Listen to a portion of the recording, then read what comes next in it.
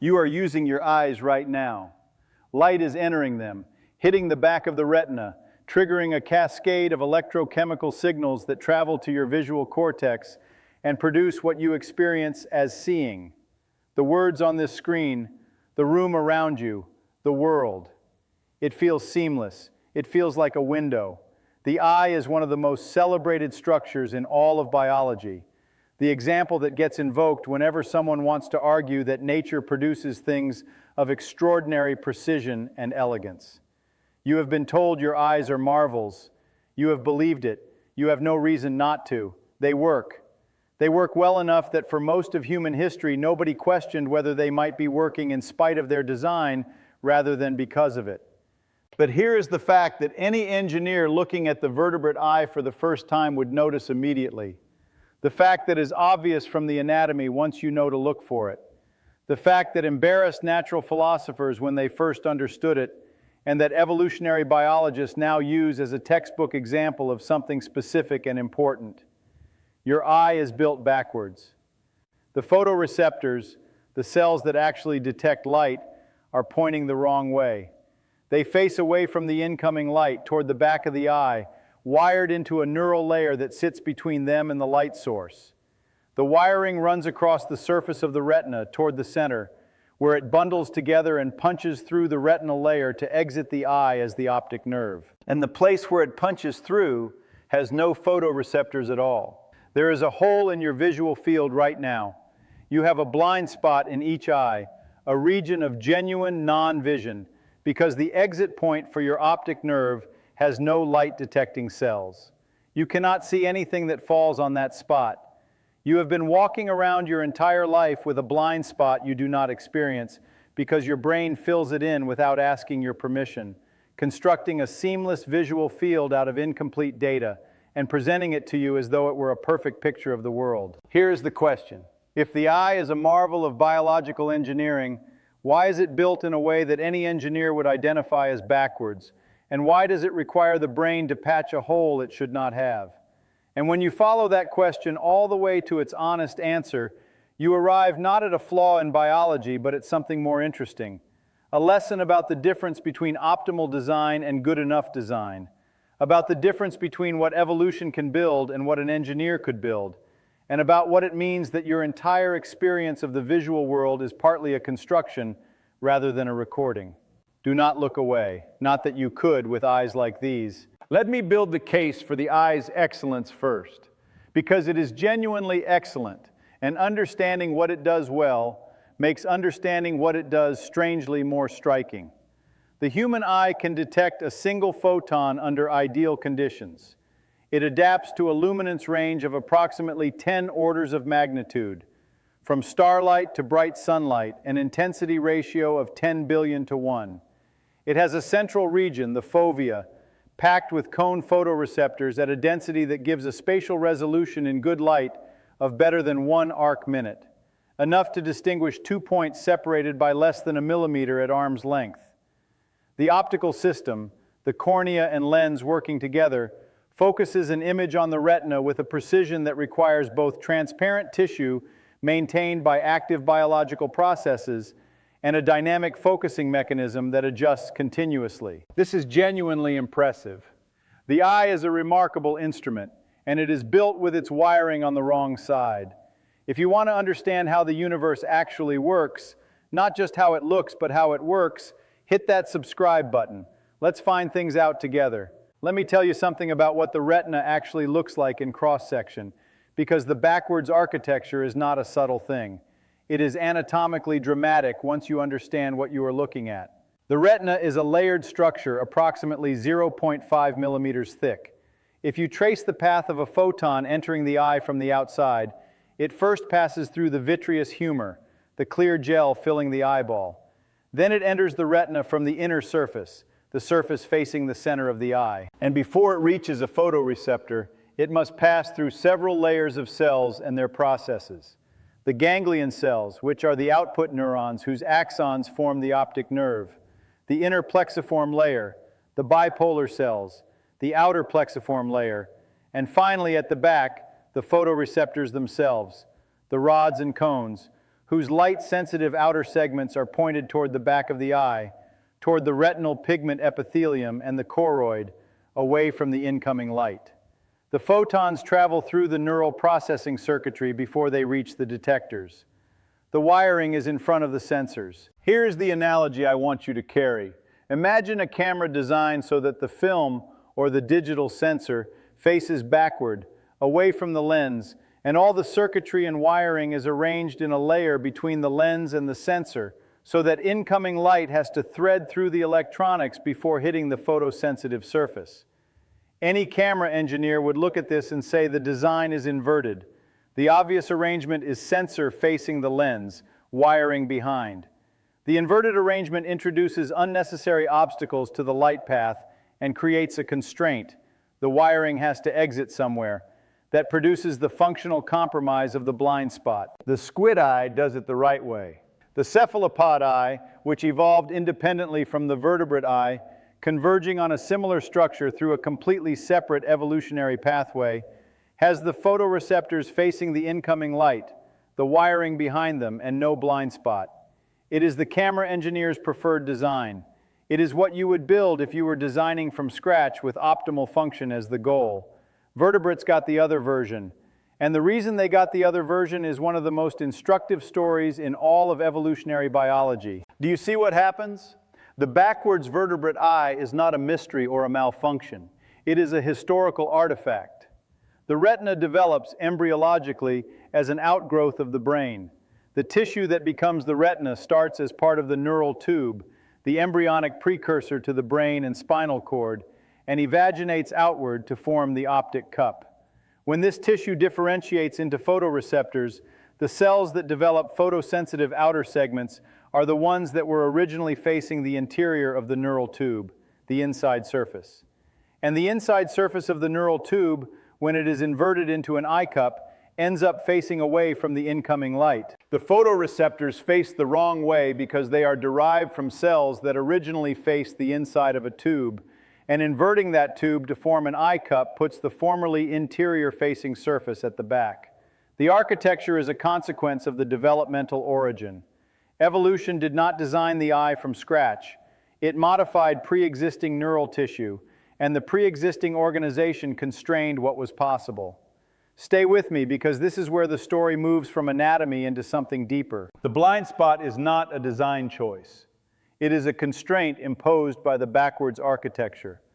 Because the photoreceptors are at the back and the wiring runs across the front surface of the retina, the axons of the ganglion cells, which carry the visual signal toward the brain, have to collect somewhere and exit through the retinal sheet.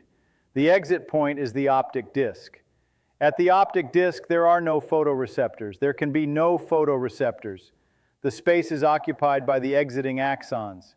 The result is a region of the visual field roughly 15 degrees from the center of vision and about 6 degrees in diameter, where there is genuinely no visual information. You have this hole in your vision right now. You are not experiencing it because your brain is filling it in, constructing a plausible estimate of what should be there based on surrounding visual information, and presenting that construction as though it were real sensory data.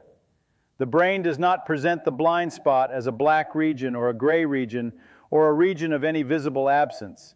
It presents it as a seamless continuation of whatever is around it. If there is a uniform background in the vicinity of your blind spot, your brain fills the spot with that background. If there is a pattern, the brain extends the pattern. The construction is so good, so automatic, and so consistent that you have never noticed it in ordinary life. This is the part that keeps me up at night. Let's be honest about what the blind spot tells us about everything else we see. Because the blind spot is not an anomaly in the brain's approach to vision. It is the most dramatic and easily demonstrable example of something the visual system does constantly, everywhere, throughout your entire visual field. Your vision is not a recording of the light entering your eyes. It is a construction, a model, an interpretation generated by the brain using the incoming light as evidence and filling in the gaps, resolving the ambiguities, making the assumptions, and presenting the result as though it were a transparent window onto the world. The eye samples the light field imperfectly. It has the blind spot. It has a fovea with high resolution surrounded by peripheral retina with rapidly decreasing resolution. You think you see the world in sharp detail across your entire visual field, but sharp detail exists only in the central few degrees. Everything outside the fovea is lower resolution than you believe it to be, and the brain fills in the impression of detail using prior knowledge and expectation rather than actual sensory data. The eye has chromatic aberration.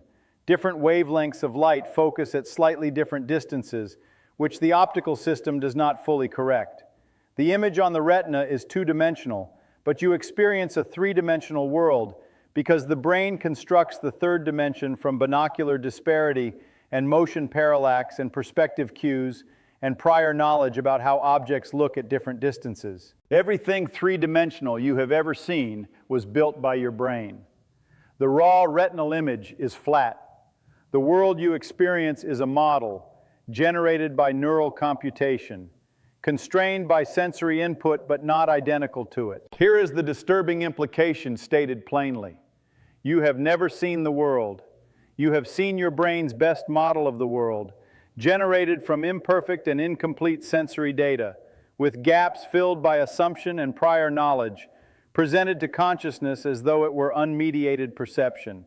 The backwards eye, with its structural inefficiency and its blind spot, is the most vivid demonstration of this general truth. But the truth extends far beyond the blind spot. Every moment of visual experience you have ever had has been a construction.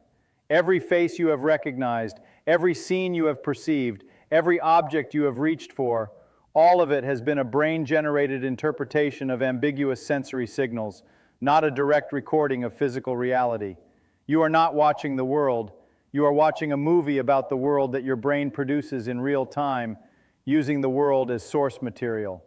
Here is the visceral consequence I want you to find right now, because the blind spot is demonstrable in seconds, and the demonstration is more convincing than any description. Close your right eye. Hold your left hand out in front of you and extend your thumb upward. Focus your left eye on your thumb.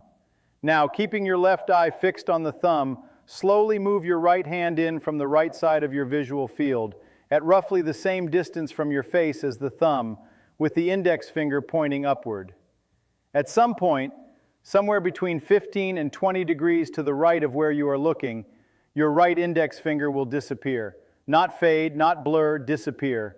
Vanish cleanly as though it were not there, while the background continues seamlessly around the region where it was. Move your hand slightly and it reappears. Move it back and it vanishes again. That is not an optical illusion. That is a structural feature of your eye.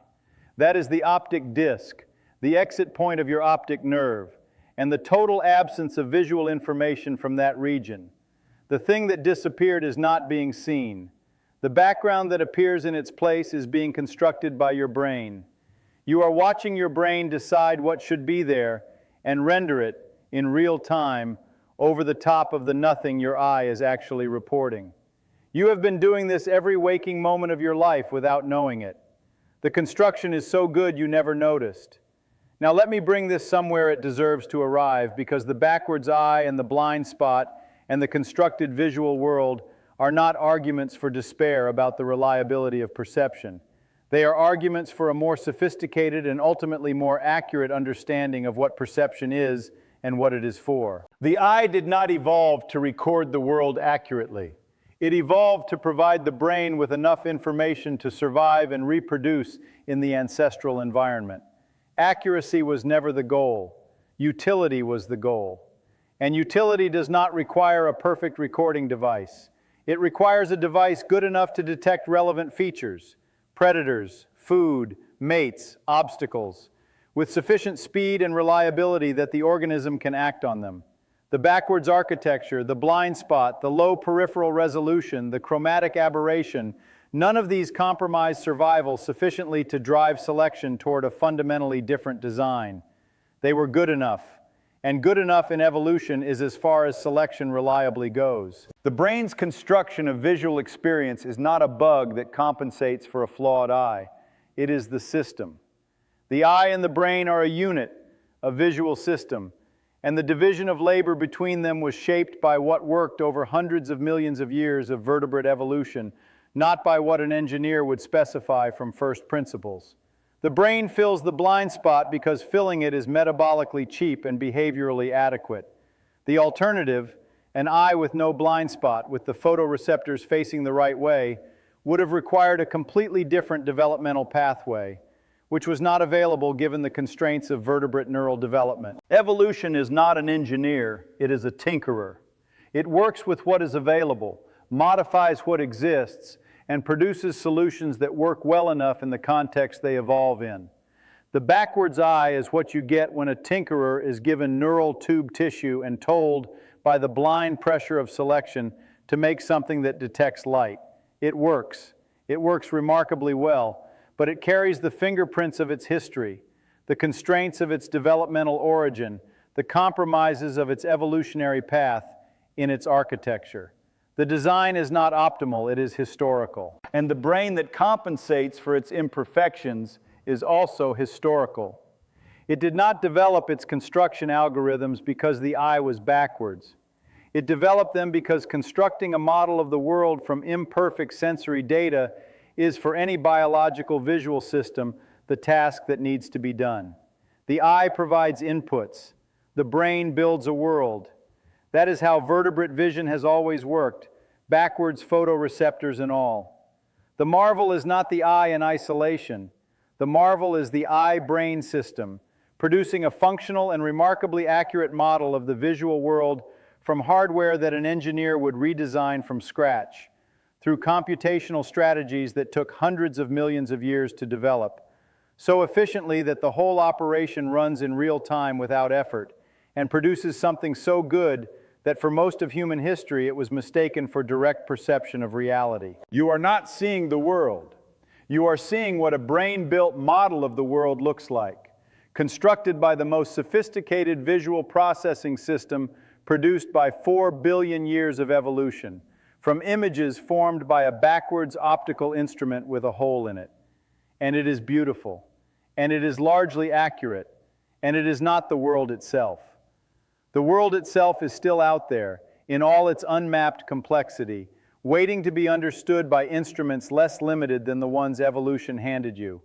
But these instruments, imperfect, historical, backwards, blind-spotted, remarkable, are the ones you have. They built civilization. They read physics and wrote poetry and found each other in the dark. They looked at the stars and understood them. They are good enough for that. They have always been good enough for that. That is not a small thing, that is everything. If this twisted your brain a little bit, good. That means it's working. I'll see you in the next one.